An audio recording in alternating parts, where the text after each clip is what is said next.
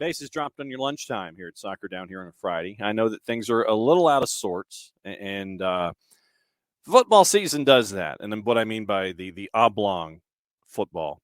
Yesterday, because of football commitments on a Thursday, Niko Moreno, our friend from Pulso Sports, at El Rolo NW on Twitter, I had to break the news to him that we had to do Thursdays with Niko on a Friday.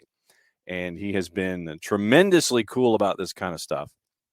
So what we will do with Niko when Niko works his way into the studio is that we will go through everything that happened on decision day. We'll go over his Seattle Sounders, and we will get into everything as we get into MLS Cup playoffs, what he thinks about the situation in New York with NYC getting to change their venue from Red Bull Arena to Citi Field with only 5 days notice, and having a match go up against Inter Miami, and Coach Neville sitting there and saying, and rightfully so, I think, that that he had every reason to be hot about it. I mean, obviously there are some other underlying things that we talked about on Soccer Down here this morning when it came to the idea of a team and planning and scheduling and things like that. But with when Jarrett Smith and I came on this morning, and we were talking about all of the secondary elements that are attached to it. When you're looking at all of the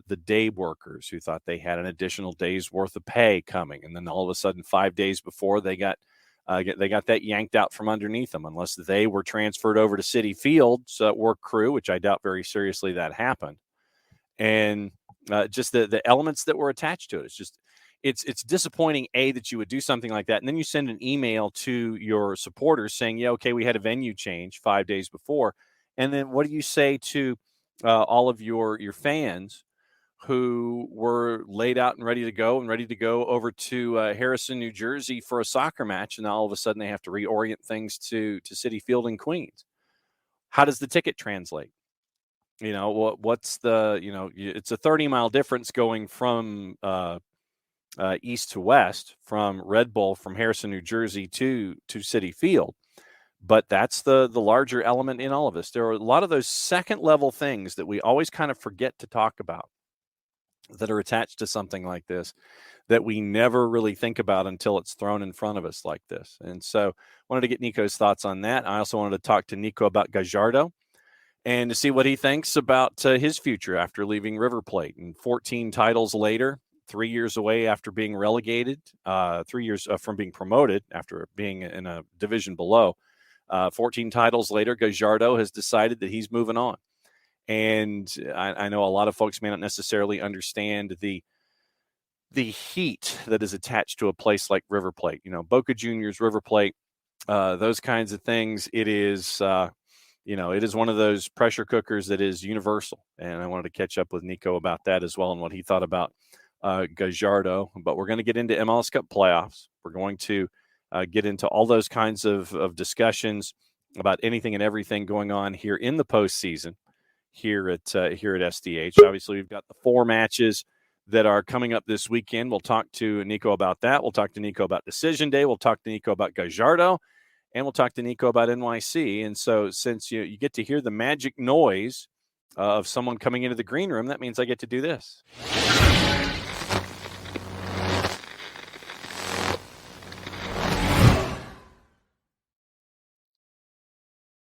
Niko Moreno joining, and it is good to catch up with you on Thursdays with Niko on a Friday, my friend. As you broke out the Space Needle on the lid. Am I looking at that properly?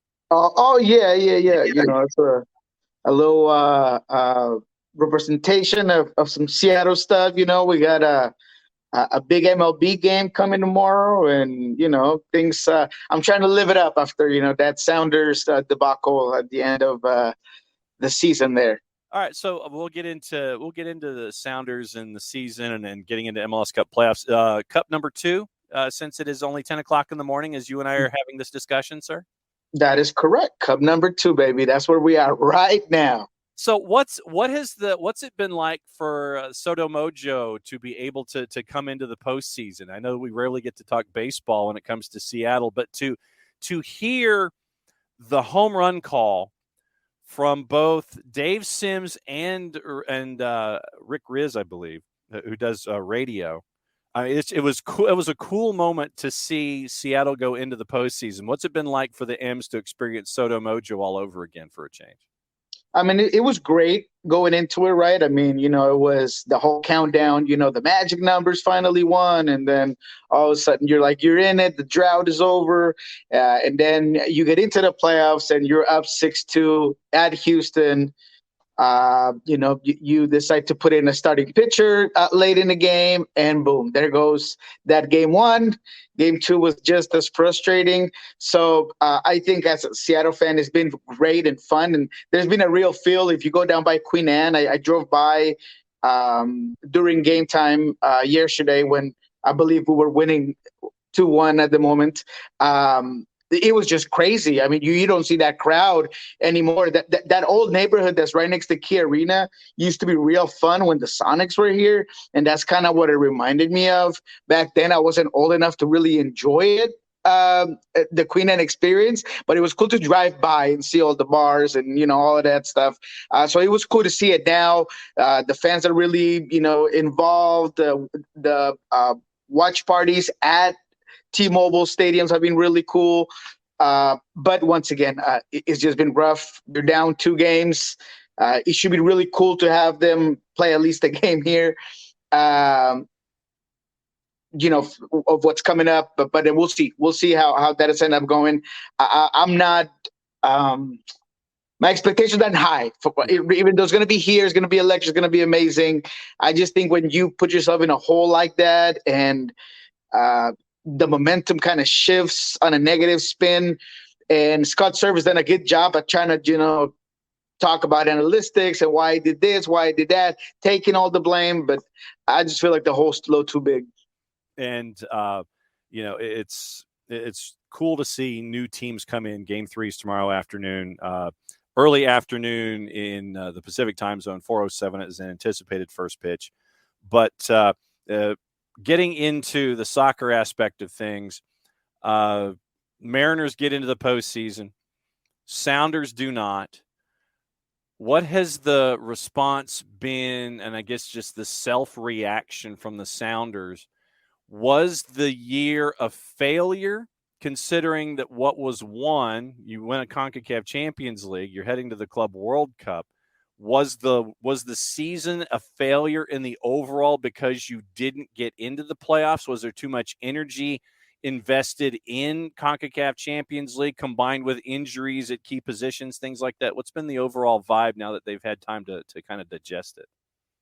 As I mentioned last time, it's divided. But the more time goes by, I think that more of a crowd are starting to shift into, what, maybe it wasn't so bad and maybe it was successful. So I think that's been the change from the day after you were out and the day after the last San Jose game to today. I think a lot more people are starting to realize that history is going to remember that the Sounders won CCL and not that they missed their first playoff in club history. I think that it overweighs it. It trumps it.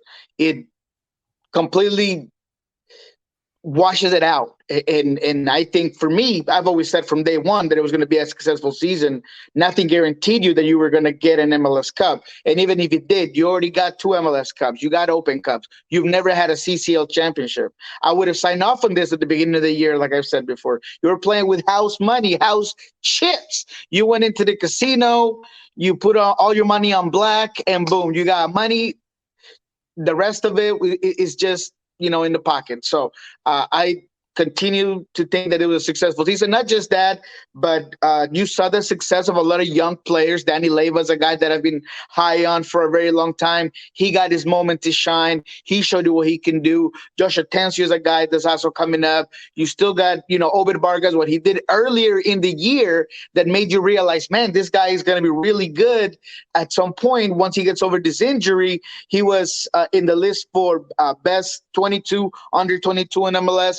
All of that is important. All of that to me feels like success in various ways. Not to mention the fact that, you ended up the year with a title. So, hey, absolutely. When you look at the West and the survivors that have made it into the postseason, I know that you and I have been having these discussions about who's in, who's out. Now that we finally know who's in, when you look at these first round matchups, what do you see in these first round matchups with folks waiting in the wings for round two? Hey, I see a lot of good games. I see a lot of storylines. I see potential for even bigger storylines, right? You could potentially have El Tráfico playoff match. You could have a Copa Tejas playoff match. You could have a Hani Mukhtar just completely obliterating the whole conference all by himself. And, let's get him, his own trophy. So it's just a lot of good storylines. On the side of the West, there's the Cherundolo and the Super LAFC that, we've, hit that dead horse for a while. But now it shifts to a whole different aspect, right? Because this is why you made these teams. This is why you made all those acquisitions. This is why you kind of gambled the season by getting all these guys. So now, once the next round comes about, and whether you are facing Nashville or you're facing the LA Galaxy, either one of those teams are going to be very difficult to play because LA Galaxy is going to be a team that always gives LAFC problems. And Nashville, they robo-dope in the last game. They held on. Willis was a beast, a monster, a wall. And at the end of the day, Nashville gets the win. So I think that both of those teams give LAFC a real problem. So another storyline is, what does this team do? Do they get knocked out of the first round or not? So there's just a lot of cool, different scenarios in the West. And one of the other things that I wanted to do before we wrap things up this week is I wanted to go over the award nominations with you as well. So before we go, remind me if I forget. I want to go through the award nominations with you and compare notes with all these kinds of things. Nashville and the Juice Boxes, obviously they're a big underdog heading to LAG, and we've seen the difference that an individual like a Ricky Puig can make. And to give that secondary target for a Chicharito, because Cabral and Costa ain't it. And Joveljic coming off the bench, when you bring the Bishop in, he's been that help in the final 30 minutes, but he hasn't been help in the first 60 for whatever reason. And right. So you look at LA and Nashville, and I know that, you and I are looking at El Tráfico, and we're sitting there going, yeah. Nashville choosing offense instead of the Gary. What did they do with Gary Smith? It's like they body snatched the Gary Smith that we were used to and had that stretch of offense that created the push for Hani Mukhtar to be Golden Boot winner. And you look at Austin and RSL. Austin and RSL for me is sneaky for this reason. Because of Pablo Mastroeni and what he can do in a playoff situation, because we're only talking single game, it's single match, where he came in as a 7 last year, frustrated the ever-loving daylights out of everybody, won a match without a shot on target in the postseason. I think that this could be another one of those pull your hair out experiences from that gorgeous flow that Josh Wolf has. He could be working that lettuce from everything that Pablo Mastroeni might be doing in that match to frustrate Austin for your first match on Sunday afternoon. Hey, man, you're preaching to the choir. And, I'm all about chaos and I'm all about my own take. So you're right. El Tráfico would be fun, but I don't foresee that. I foresee a Nashville win over the LA Galaxy. Now, it's going to be crazy. It's going to be the atmosphere for an LA Galaxy team that hasn't been in the playoffs in 6 years at home. I mean, that's going to be banging, and they're going to have the crowd. They're a team that typically does well when the crowd is electric. However, I just don't know if this team has enough character to go over and ran over a Nashville team that just is going to beat you no matter what. And, I just talked about the Robo-Dope. That's one way they can do it. They can give you the ball. They can hold on. I don't expect Willis to be that much of a protagonist the way he was against the LAFC at the LAFC game. But I just really believe that midfield for the LA Galaxy, yes, it has quality. Yes, I love Ricky. He's such a talented guy, and his vision, the way he progresses the ball, and mid-range shots, and first-time touches. Yeah, is lovely. I like Brugman because he gives him a little bit of that ruggedness, but he's still not a monster, that nasty guy that's gonna really grind it and dominate that midfield. And on the other side, I see some bad mother, shut your mouth. Yes. That's exactly what I see.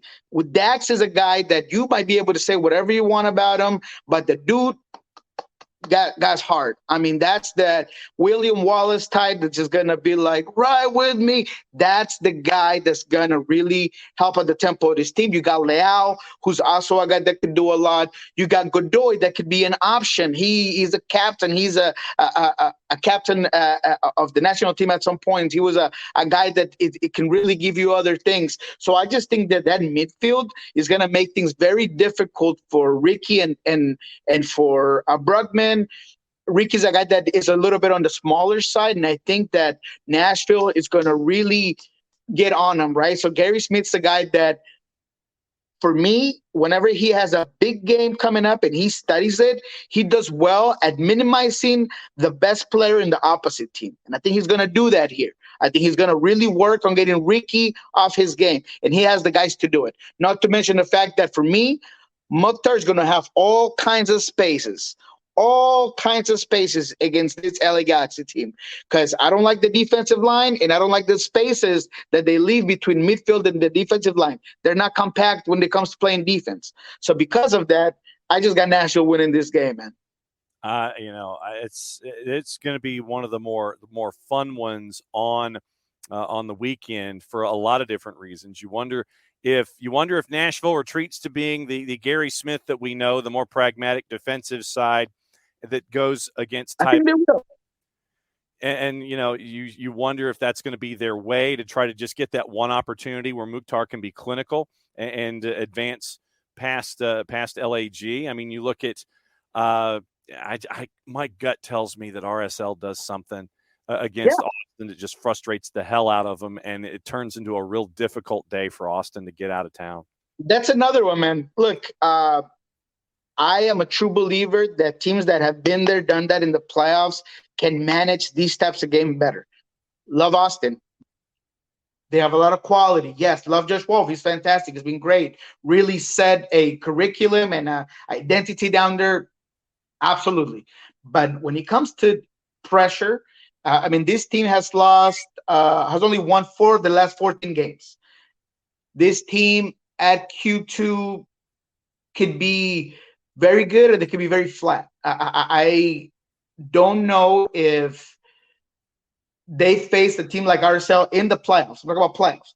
I've seen this RSL team be able to frustrate teams without shooting the ball ever on goal. And then all of a sudden they just end up winning the game, whether it's through penalty kicks or any other way. However, I think that this game will be settled in the 90, and I think RSL is going to come up top. We go back to the battle of the midfield. Love Alex Ring, but I like Pablo Ruiz better. Mm-hmm. I think that this RSL team is going to get Cordova behind the back line very often. Savarino's a guy that has been so good in MLS because of his ability to take on players and cross the ball in. RSL is a team that does very well in the air, and I think Austin's going to have difficulties holding all those components. They might have the ball, they might hold possession, they might be the team that even looks more dangerous throughout the game, but I think RSL has a good team, a good identity. They have those players coming off the bench like Anderson that are going to be able to take advantage of tired legs. I like their depth. I like what I see. And what you just said, I mean, Pablo's a guy that he's one of those old sea wolves, he has a couple of things up his sleeves, and he might be telling some players, hey man, let's try to get in their heads, let's try to get some early yellows on their end. All of that I think RSL, and I think they're going to be the team that gets over this Austin team that's going to learn a lot from their very first playoff appearance. In the East, we start with Red Bulls and Cincy. We've got Montreal and Orlando. I think Orlando's run ends here. I think that game chaos in the East with Columbus and Orlando ends with Orlando's run here. NYCFC goes up against Inter Miami. Inter Miami's now up to a plus 400, depending on your juice box. When you look at these three matches in the opening round, what sticks out to you in the East? In the East, I see a lot of good, close games. And that's throughout the entire thing. I really like that Montreal-Orlando game.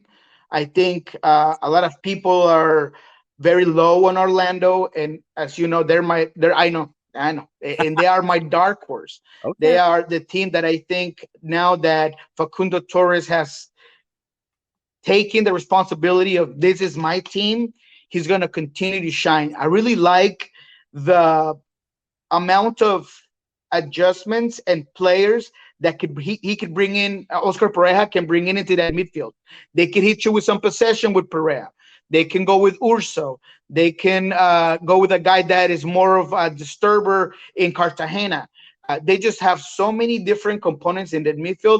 And I mean, I've been talking about the midfield this whole segment. That's what I think. That's where you win the games. Mm-hmm. In NFL, they say you win it in the trenches. In soccer, I think you win it in the midfield. So because of that, I think Orlando has enough. They're very inconsistent, and that's been their problem the entire season. They can be 4-0 losers, or they could be a 3-1 winner. I mean, that's what's been their problem, especially goal scoring. Cara has not been what I think a lot of us thought he could have been, what Oscar thought that he could have been. But I really like Angulo, and I think has made Cara better. Angulo on the left side, he provides a pace changer, a game changer that can really demand maybe more defenders on that side, and that's opening a lot of lanes for Cara. So I think that this Orlando team can really take it to Montreal, who by all odds is supposed to be the favorite. I mean, they are not only the team that probably has the coach of the year, they have completely broken every record in their own club history. I believe only 2 teams out of 14 teams that have played playoff games in Canada that are American have came up with wins down there. So it's going to be difficult for that travel team to go over there and win. However, Montreal is one of the worst teams at home, which is kind of weird in terms of percentages. So with all that said, I really think Orlando is going to be able to take it to Montreal. And now, don't get me wrong. Would it surprise me if they don't? No. I mean, I'm kind of taking the underdog here. I love what Kai Kamara has done down there, what is it, 196 goals or something up to that now. He's a guy that has everybody buzzing about being a comeback player of the year. And I love Kyoto and Wayama and Kamala. I mean, that team is really good. They're such a good collective unit. But I just got a gut feeling with everything that I just said that Orlando's going to end up taking this one. All right. So I think that in the East, I think that you're going to end up with Red Bulls in an incredible game that will set the sport back at least 5 years. I'm guessing 1-0. I'll go 1-0. I think Montreal, and I've said it on multiple shows here in the network, Montreal for me is the team that gets out of the East. Yeah. I think they get out of the East. I think that Philly is not going to win the Eastern Conference title. I think Montreal is. That's what I'm looking at. NYC and Miami, and I wanted to discuss this one on a couple of different points. Miami, I know now a lot of folks, especially Jarrett Smith here at the network, they want to have the Higuain farewell tour be as troublemaking as possible for everybody else in Major League Soccer. And with everything that Inter Miami's gone through, Higuain catching fire late, they just want the Herons to cause as much chaos as possible. If you want chaos, I think Team Chaos might be Inter Miami. No, I'm with you. And look, before we go there, I think Red Bulls does beat Cincinnati. I think Cincinnati is a team that can score a lot of goals, but they are very mediocre when it comes to defense. And I think what they do worst, Red Bulls does best. Their transition defense is really bad. Barral has been, playing wing back when he's really a winger. So he does very well getting forward with the ball, but it doesn't come back a lot. You know how I feel about Cameron, and we're not going to go beyond that. I mean, atrocious. Put me in, coach. So I think that Rebels are going to win that game. I think it will set us back. Might be a 1-0 snoozer, but I think Rebels will win it. In terms of what you just said, yeah, man. I mean, this Miami team has a lot of neutrals on their side, right? Yep. If you don't got anything to play for, why not watch a game where you hope Higuain scores a hat trick and puts Inter Miami over NY City FC, right?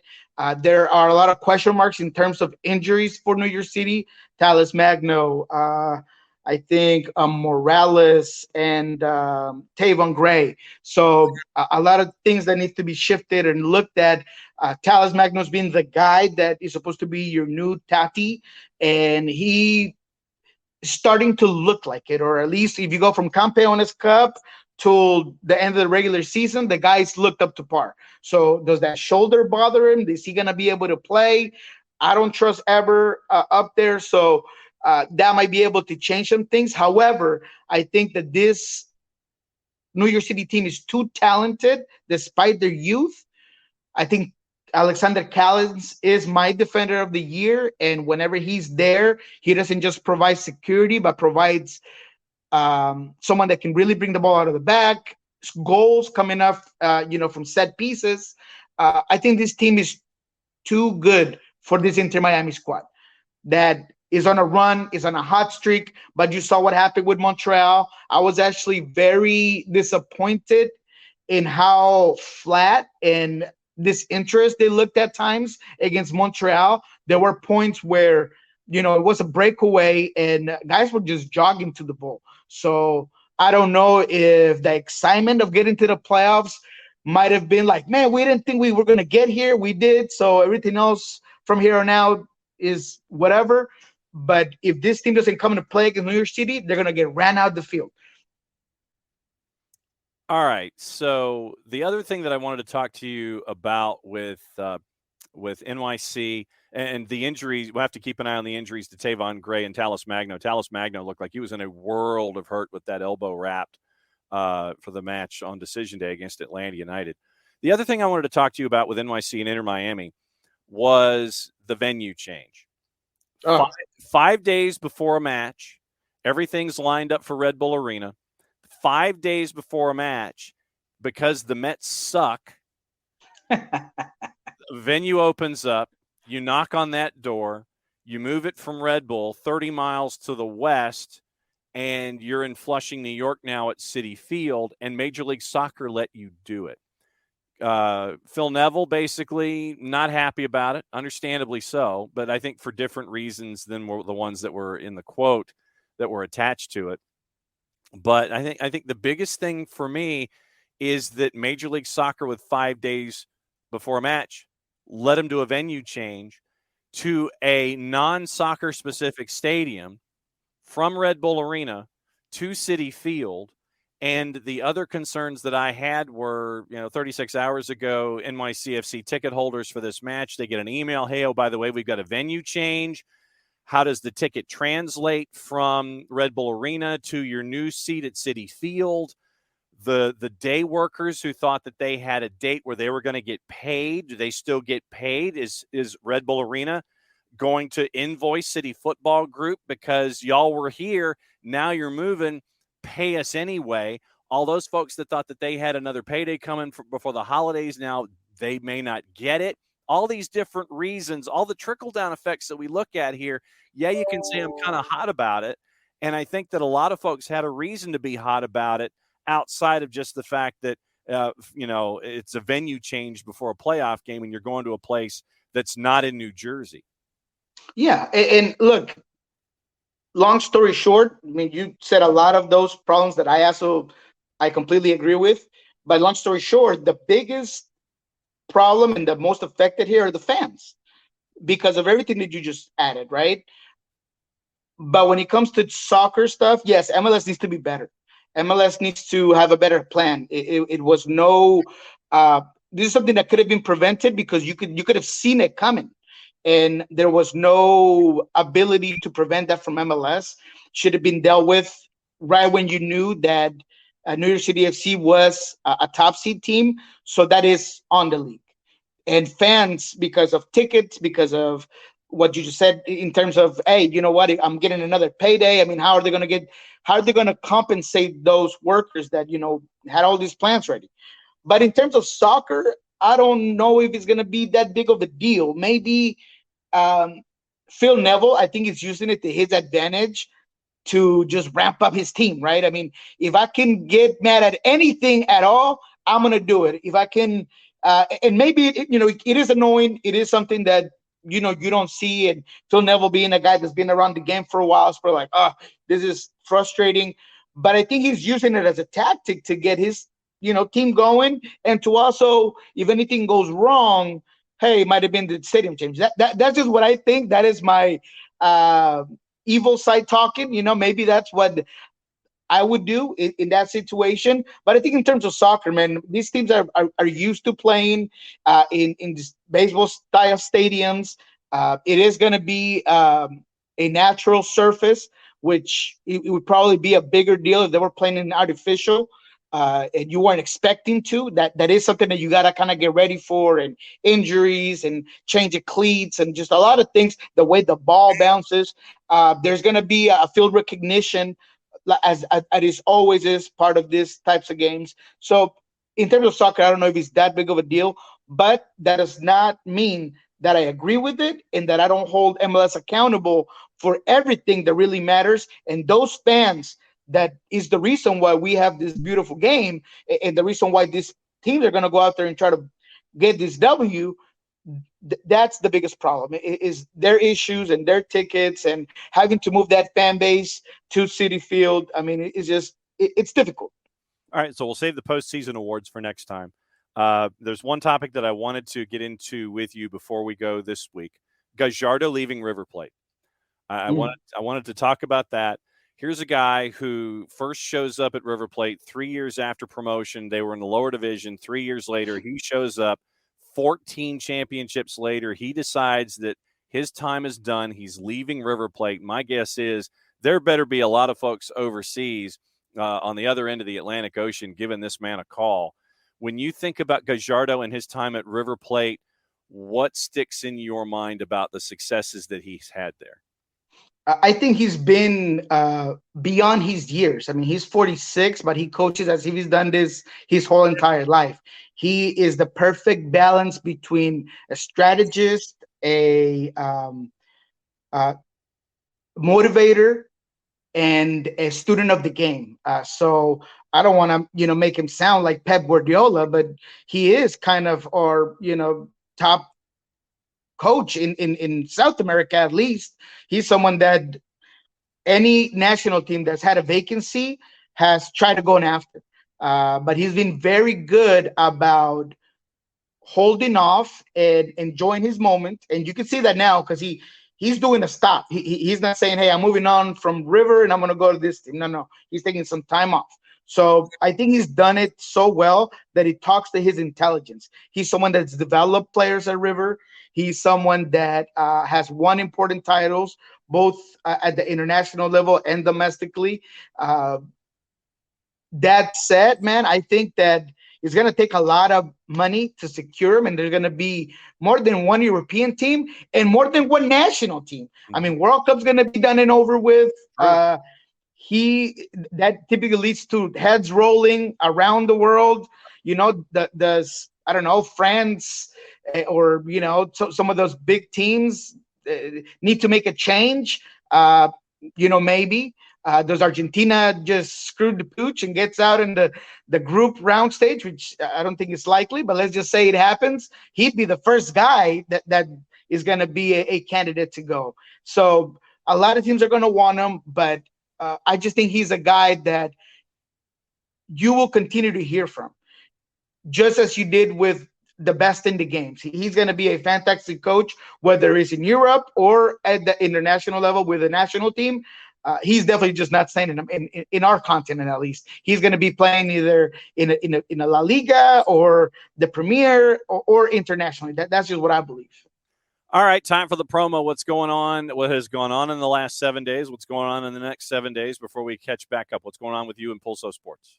Yeah, well, before we talk about Pulso, we're doing this soccer bar thing. So I've been using their background right there. Yep. So we've got a bi-weekly show. It's actually Mondays and Thursdays. It goes through Unanimo Sports, which is nationally, and then we have our own YouTube channel. So follow that. We talk all things MLS, all things in Spanish with John Rojas and Diego Cora, former ESPN Deportes. So yeah, really fun. Wanted to go ahead and give them a shout out. In terms of what's coming up in Pulso, we're waiting to hear from the Sounders for their end of the season conference. Those are always great to be at. A lot of information, a lot of questions, because it's usually maybe 6 of us. So we get Garth and Craig and Brian all to ourselves. So if you're thinking about the Sounders, or you want to know what's coming up, what the big bosses, the big chiefs are thinking, that's coming up here. I'm guessing it'll be maybe Tuesday next week. So just stay tuned for that. El Rolo NW, Niko Moreno, Thursdays with Niko on a Friday. As always, my friend, it is great to catch up with you. So we're going to hold off on the awards till next week or what? We're going to hold off on the awards till next week. Give us stuff to talk about. We'll go through the playoffs. We'll get those first matches. We'll set up the second round, and we'll talk about the awards and all that kind of stuff. We'll hold off. I like it, man.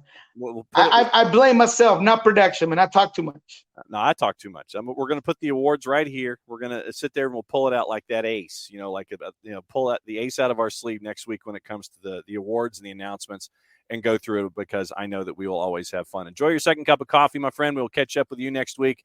As always, Niko Moreno is the man.